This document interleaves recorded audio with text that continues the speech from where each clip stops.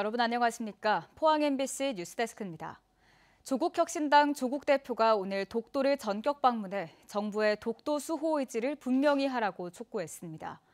조 대표는 우리 역사와 헌법에 따라 독도는 대한민국의 영토가 분명한데도 일본이 억지 주장을 하고 있고 정부는 대일 굴종 외교를 이어가고 있다고 비판했습니다. 김기영 기자가 보도합니다. 조국혁신당 조국 대표가 강릉에서 출항하는 여객선을 타고 울릉도에 도착해 남한권 울릉군수의 영접을 받고 관광객들과 인사를 나눕니다. 조국 대표는 곧바로 독도행 여객선에 올라 민족의 섬 독도에 내려 성명을 발표했습니다. 우리 헌법 3조는 대한민국의 영토는 한반도와 그 부속 도서로 한다고 돼 있다며 독도 영유권을 주장하는 일본을 향해 사과를 촉구했습니다. 지난 2019년 대법원이 일제 강제 동원 피해에 대해 일본 기업이 직접 배상하라고 판결했는데도 윤석열 정부 들어 포스코 변제로 돌변했다고 비판했습니다. 윤석열 정부 들어 제3자 변제라는 회개한 방식으로 바꿉니다. 잘못은 일본이 했는데 왜 한국 기업이 돈을 모아줍니까? 왜 그럴까요? 일본 정부가 원해서입니다. 일본의 후쿠시마 오염수 무단 방류에 한국 정부는 자기 일인 것처럼 방어해줍니다. 최근 일본 정부의 행정 지도로 촉발된 라인 사태에 대해서는 정보 분야 시장과 기술력, 데이터를 몽땅 뺏기게 생겼는데도 정부는 속수무책이라고 한탄했습니다. 정부가 원해서 혹시라도 라인 경영권이 일본 기업으로 넘어가게 되면 디지털 갑진 국치로 불릴 것입니다. 네이버가 어떤 결정을 내리든 우리 혁신당은 왜 사태가 이 지경이 되었고 윤석열 정부는 그동안 무엇을 했는지 국정조사를 통해 철저히 규명하겠습니다. 조 대표는 지금 기조가 계속된다면 윤 정권은 매국 정권으로 역사에 기록될 것이라며 독도 성명에 끝을 맺었습니다. MBC 뉴스 김기영입니다.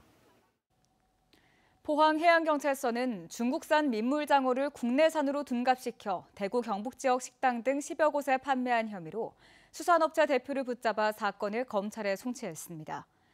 업체 대표는 최근 2년에 걸쳐 저가의 중국산 민물장어를 구입한 뒤 국내산이라고 기재된 비닐봉지에 포장하는 방식으로 원산지를 속여 총 3,500kg, 시가 1억 3천만 원어치를 불법 유통한 혐의를 받고 있습니다. 울진해양경찰서는 어업에 종사하는 외국인 근로자를 위한 의무보험에 가입하지 않은 혐의로 고용주 3명과 외국인 근로자 3명을 불구속 입건했습니다. 울진해경은 어업에 종사하는 외국인 근로자들의 비중이 커진 만큼 이들의 인권 실태를 지속적으로 관리하기 위해 최근 한 달간 울진과 영덕 일대에서 의무보험 미가입 실태를 조사했습니다. 최상병 순직 사건의 핵심 인물 중 한 명인 임성근 전 해병대 제1사단장이 오늘 피의자 신분으로 처음 경찰에 출석했습니다. 임 전 사단장은 수중수색을 지시한 적 없다는 기존 입장을 고수하고 있는 걸로 알려져 있는데요. 수사 외압 의혹과 최상병 특검법에도 영향을 미칠 수 있는 만큼 막바지에 이른 경찰 수사 결과에 관심이 쏠립니다. 한태원 기자입니다. 해병대 전투복을 입은 임성근 전 1사단장이 경북경찰청 형사기동대로 출석합니다. 지난해 7월 경북 예천 집중호우 현장에서 무리한 실종자 수색 지시로 고 최상병을 사망에 이르게 한 혐의를 받고 있습니다. 사건 발생 10개월여 만에 이뤄진 경찰의 소환조사. 카메라 앞에 선 임 전 사단장은 혐의를 강하게 부인했습니다. 제가 하지도 않는 수중 수색 지시를 제가 했다고 10개월째 주장하고 있습니다. 이러한 것들이 낱낱이 밝혀질 수 있도록 경찰 수사에 적극적으로. 당시 수색작전 통제권은 육군 54단에게 있었고 자신은 명령이 아니라 의견을 제시했을 뿐이라는 기존 주장을 고수한 겁니다. 수중 수색 지시 정황이 담긴 녹취록 등에 대해 묻는 질문에는 답변하지 않았습니다. 오전 9시쯤 시작한 경찰 조사는 지금까지 이어지고 있습니다. 경찰은 임 전 사단장을 포함해 8명을 입건하고 관계자 50여 명을 불러 조사했습니다. 경찰은 임 전 사단장의 진술을 보완 수사한 뒤 최대한 빨리 수사를 마무리 짓겠다는 방침입니다. MBC 뉴스 한태현입니다. 불기 2568년 부처님 오신 날을 사흘 앞둔 어제 포항 도심에서는 5천여 명이 참가하는 대규모 연등 행렬이 밤거리를 화려하게 수놓았습니다. 포항 불교사업연합회는 어제 저녁 7시부터 영일대 앞 광장에서 출발해 6거리까지 연등 행렬을 실시했으며 관세음보살, 연꽃, 용과 봉황 등 형형색색 대형 장엄 등이 불자와 시민들의 시선을 사로잡았습니다. 한편 이날 연등회사 일부 구간에서 경찰이 3차로 차량 통행을 허용하면서 차량과 연등 행렬이 엉키며 위험한 상황이 발생하기도 했습니다. 포항 동네언니 협동조합 등 경북 지역 2개 마을 기업이 행정안전부가 주관하는 2024년도 우수마을 기업에 선정됐습니다. 올해는 전국 32개 마을 기업이 참여해 최종 16개가 선정됐으며 선정 기업에는 사업비 7천만 원과 판로 지원 혜택이 주어집니다.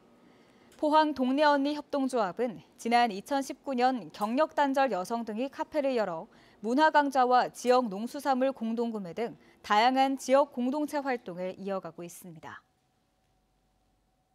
경주시가 귀농귀촌을 앞둔 도시민을 대상으로 농촌에서 살아보기 체험 프로그램을 운영하고 있습니다.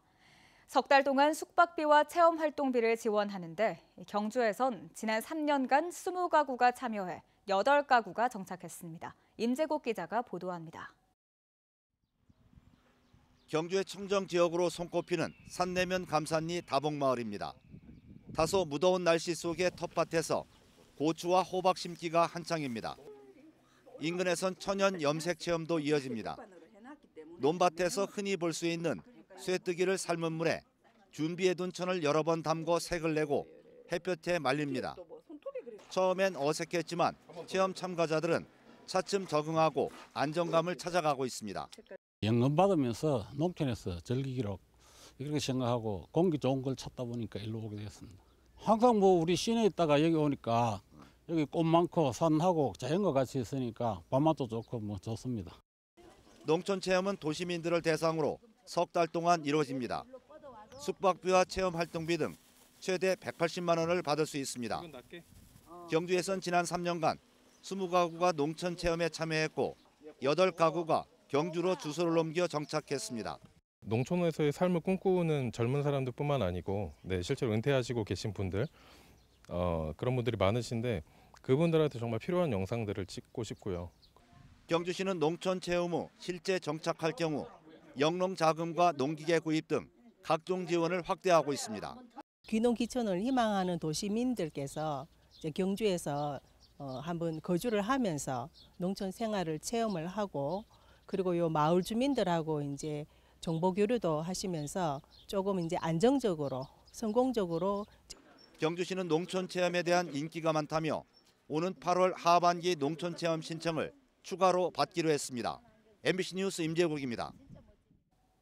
경주시는 중앙선 철도 운행을 위해 조성된 건천 지하차도의 평면화 사업을 마치고 54년 만에 개통했습니다.